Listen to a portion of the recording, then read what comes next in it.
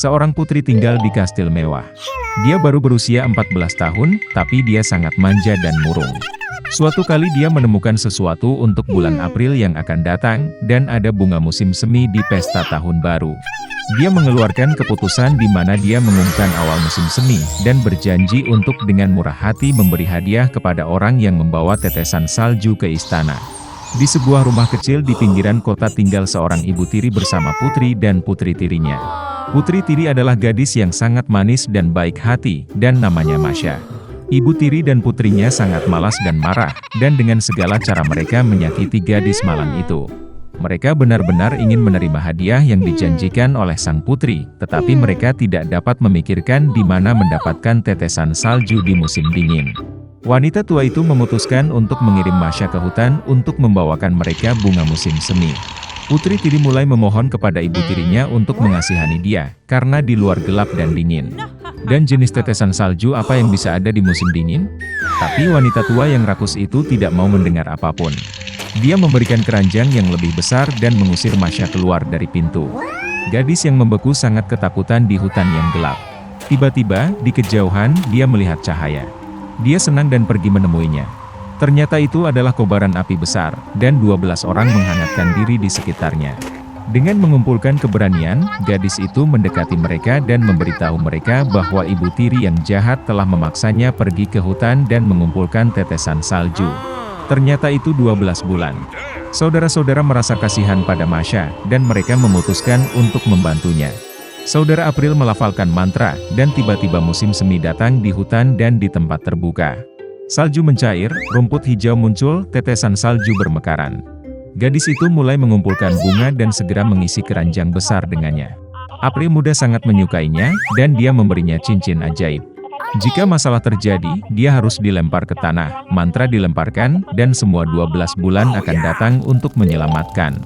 Masya berterima kasih pada mereka dan pulang. Ketika gadis itu membawa pulang tetesan salju, ibu tiri dan putrinya sangat terkejut dengan hal ini. Masya sangat lelah karena perjalanan, dan langsung tertidur lelap. Kakak tirinya curiga ada yang tidak beres. Saat gadis itu tidur, dia menemukan cincin ajaibnya, dan membawanya ke dirinya sendiri.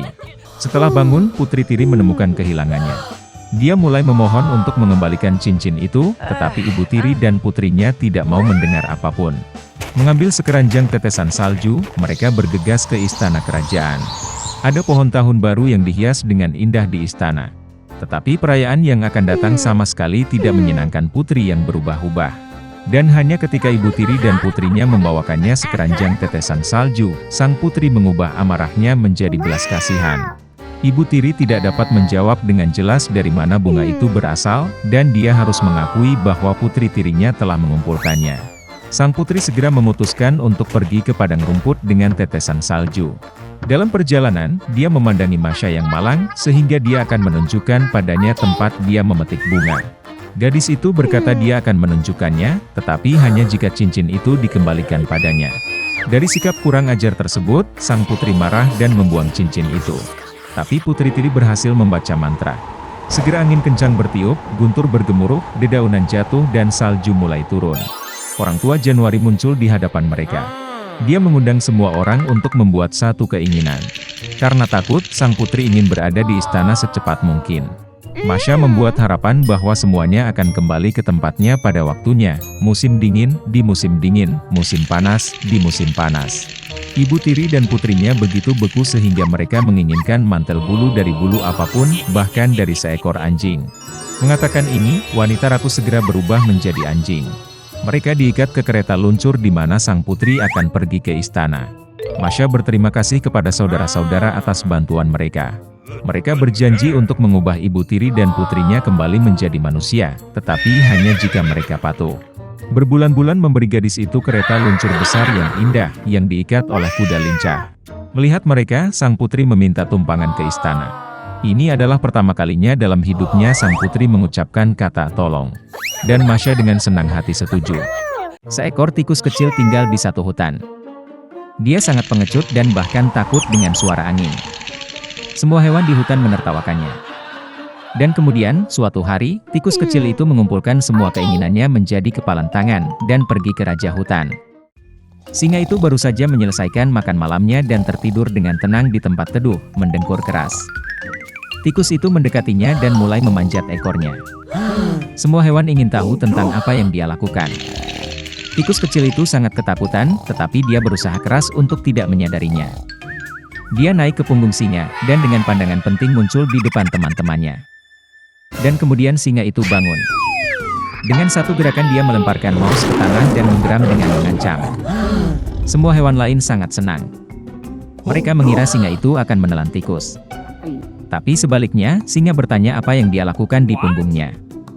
Mengumpulkan semua keinginannya menjadi kepalan tangan, tikus itu meminta Raja Hutan untuk membawanya di bawah sayapnya, sehingga dia tidak lagi takut pada siapapun atau apapun. Karena dia adalah hewan paling pengecut di hutan. Dan sebagai imbalannya dia menawarkan bantuannya. Singa itu mendengarkan tikus itu dalam diam. Tetapi dia tidak dapat memahami bagaimana seekor tikus kecil dapat membantu seekor singa yang besar dan kuat. Awalnya dia tertawa, lalu dengan raungan keras mengusir pria kurang ajar itu. Tikus itu langsung lari, senang singa tidak mau memakannya. Semua hewan lain mengejarnya. Beberapa waktu telah berlalu. Singa itu kelaparan dan pergi berburu. Tapi dia tidak memperhatikan jebakan yang dipasang oleh para pemburu, dan jatuh ke dalamnya. Raja binatang buas tergantung di udara, terperangkap dalam jaring berburu.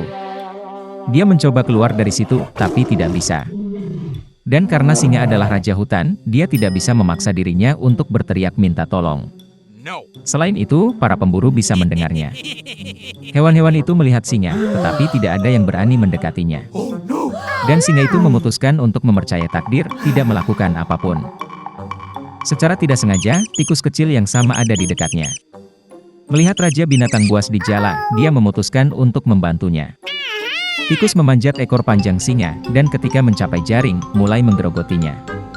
Setelah beberapa waktu, segerombolan hewan berkumpul di dekat perangkap. Menarik bagi setiap orang untuk menyaksikan apa yang terjadi.